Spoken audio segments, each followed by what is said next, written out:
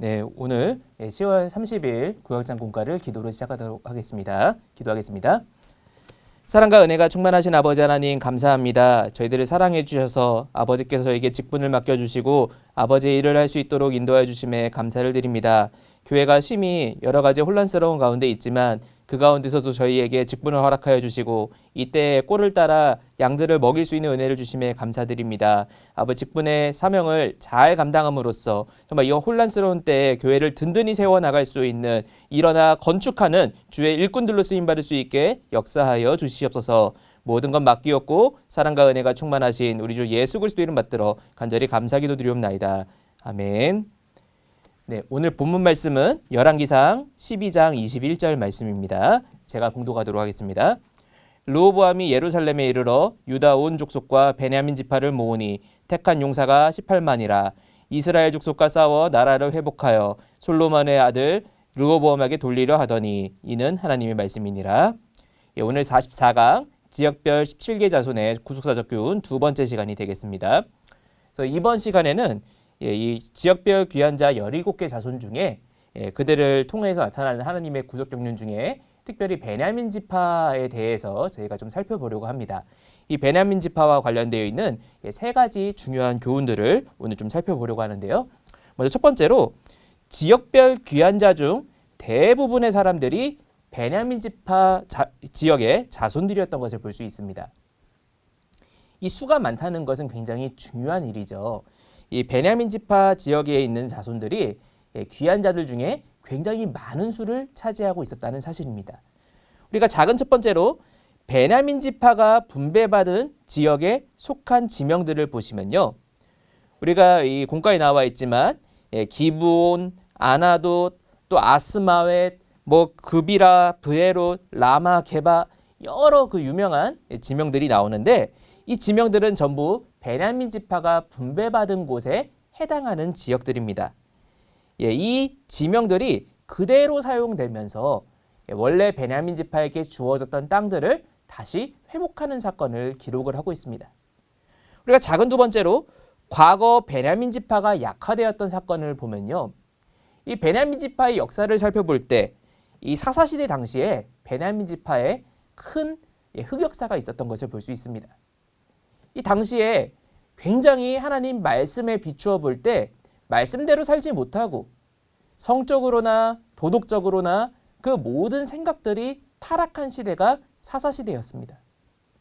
그래서 거룩한 하나님의 일을 하는 지파로 쓰임받는 레위 지파 사람들이 첩을 두고 마음대로 자기 직업을 바꾸고 거처를 바꾸는 그런 악한 일이 빈번하게 이루어지고 있었습니다. 레위 지파의 그 거룩해야 될 사람이 첩을 두었다는 것도 악한 일이지만 이 베냐민 지파 사람들은 그보다 더욱 악했습니다.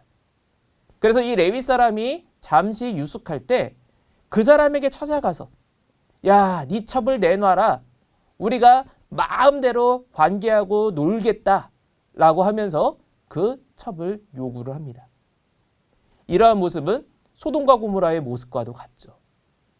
그러한 악행에 대해서 이 첩을 결국 내어주게 되고 이 첩은 밤새도록 욕을 보다가 결국 그 해가 뜰 때 다시 집으로 돌아오는 길에 결국 기력이 떨어져 갖고 문 앞에서 죽고 맙니다.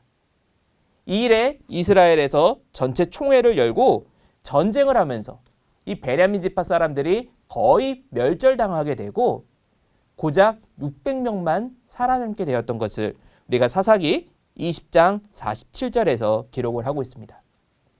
이처럼 베냐민 지파는 끔찍한 범죄로 인해서 이스라엘 12지파 중에 가장 연약한 지파로 추락하게 되었는데요. 우리가 작은 세 번째로 베냐민 지파가 다시 강해진 계기에 대해서 보면요. 이 베냐민 지파는 사실 사도 바울도 자기가 베냐민 사람이라고 이야기하면서 명문 가문으로서 자기 자신을 소개합니다. 이렇게 어두운 역사에도 불구하고 베냐민 지파는 다시 힘을 회복하고 하나님 앞에 사명을 회복하는 지파로 쓰임받았다는 것입니다.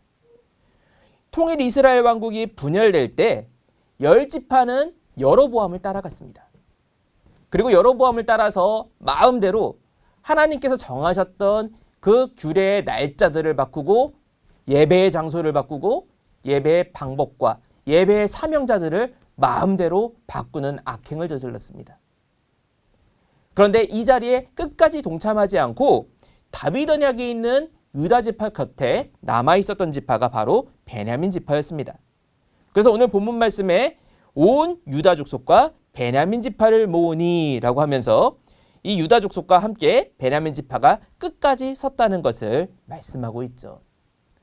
이 베냐민 지파는 과거에 가장 작은 지파로 전락했지만 철저하게 자기 잘못을 회개하고 다시 하나님의 언약의 편에 굳게 섬으로써 이제 그 모든 것들을 회복했다는 것을 성경에서 말씀하고 있는 것입니다.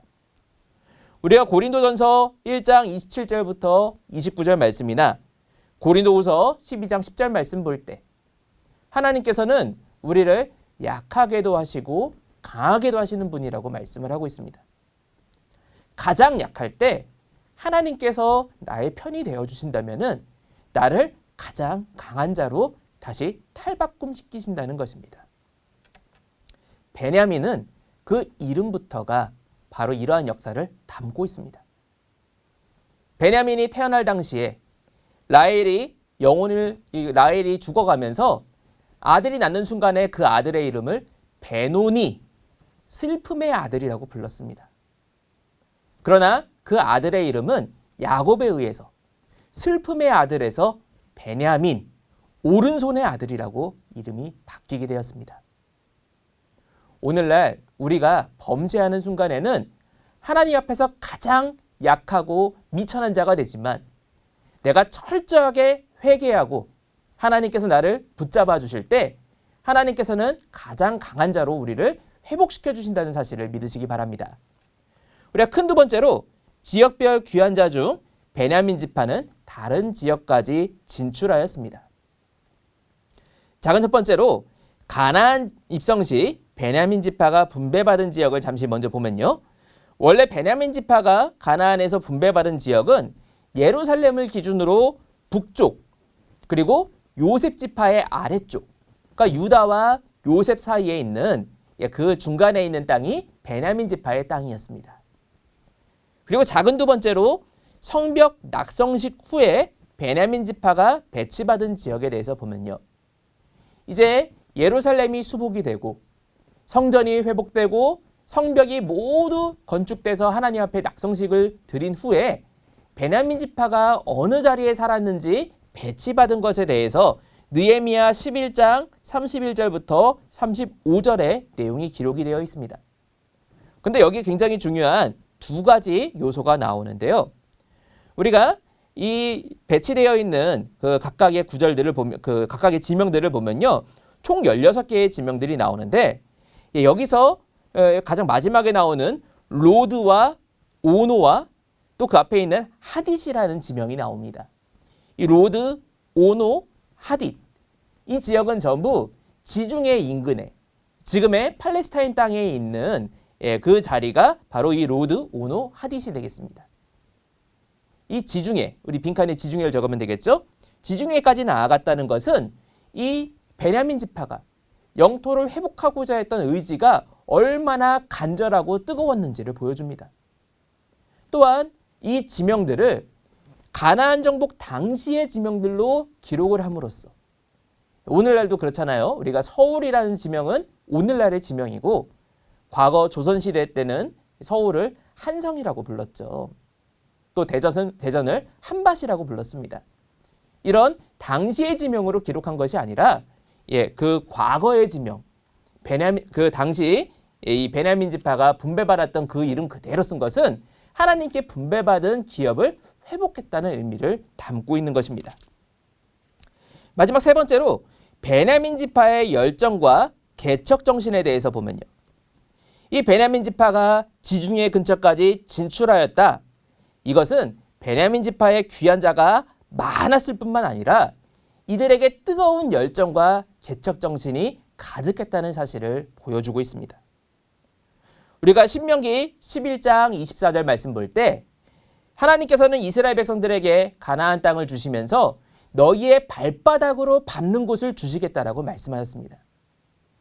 그냥 가만히 눌러 앉아서 하나님께서 주시는 것을 받아만 먹는 것이 아니라 주시겠다라고 하신 말씀을 믿고 적극적으로 나아가서 발바닥으로 밟는 곳을 주시겠다는 것입니다. 우리가 참고로 출애굽기 3장 5절이나 여호수아 5장 15절, 사도행전 7장 33절 말씀 등을 볼 때 하나님께서는 거룩한 곳에 나아오면서 우리에게 신을 벗으라라고 말씀하고 있습니다. 이 신은 그동안 나의 잘못되었던 모든 행적들, 나의 모든 부끄러움들을 함축하고 있습니다. 오늘날 우리가 철저하게 회개함으로써 신발을 벗고 발바닥으로 밟는 곳마다 베냐민 지파의 개척정신처럼 하나님께서 우리에게 그 땅을 기업으로 주시는 놀라운 축복이 있다는 사실을 믿으시기 바랍니다. 마지막 세 번째로 베냐민 자손의 거주 지역에 레위 사람들이 함께하였습니다. 우리가 느헤미야 11장 36절 말씀을 보시면요. 유다에 있던 레위 사람의 어떤 반열은 베냐민과 합하였느니라 라고 말씀하고 있습니다. 이 베냐민 자손들은 이렇게 여러 곳으로 흩어져 살면서도 그 자리에 레위인과 함께 사는 것을 꼭 지키고 말씀대로 순종하였습니다. 이 레위인과 함께 살아야 된다. 여호수아 21장 말씀 볼 때 하나님께서는 가나안 땅을 분배하시면서 전국에 있는 48개 성읍의 레위 사람들이 흩어져 살면서 그 자리에서 신앙을 교육하고 하나님께 예배드리는 삶을 살 수 있도록 말씀하셨습니다. 그리고 이러한 삶을 그대로 회복하고 유지하기 위해서 다시 거주지를 재배치할 때도 레위 사람들과 함께 살았던 것을 이렇게 특별하게 기록하고 있는 것입니다. 오늘날 우리도 모든 생활 가운데 항상 레위인과 함께 하듯이 예배가 함께하고 예배를 드리는 삶을 살아갈 때 아버지께서 우리가 얻는 기업마다 영원한 기업이 되는 축복을 주실 줄로 믿으시기 바랍니다. 결론적으로 믿음과 행함이 일치해야 합니다. 야고보서 2장 22절부터 24절까지 말씀 볼 때 믿음은 행함이 없으면 죽은 믿음이라고 말씀하고 있습니다. 그 땅을 내게 주셨다. 아무리 열심히 믿어도 내게 주셨으니까 언젠가 찾아가야지.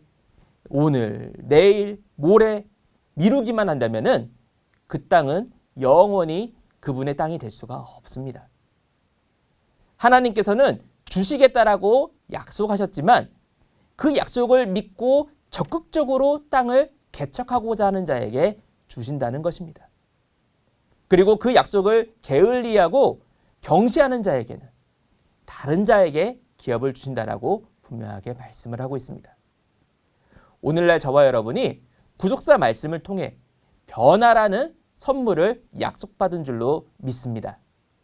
그렇다면 우리가 그 변화라는 선물을 기업으로 얻을 때까지 우리의 발바닥으로 열심히 적극적인 개척 정신을 가지고 땅들을 밟아갈 때 온 세계 열방이 구속사 말씀 앞에 춤을 추며 달려오는 역사의 주인공이 되고 마침내 변화의 열매를 맺게 되는 놀라운 축복이 있기를 주님의 이름으로 축원하겠습니다. 함께 기도하겠습니다.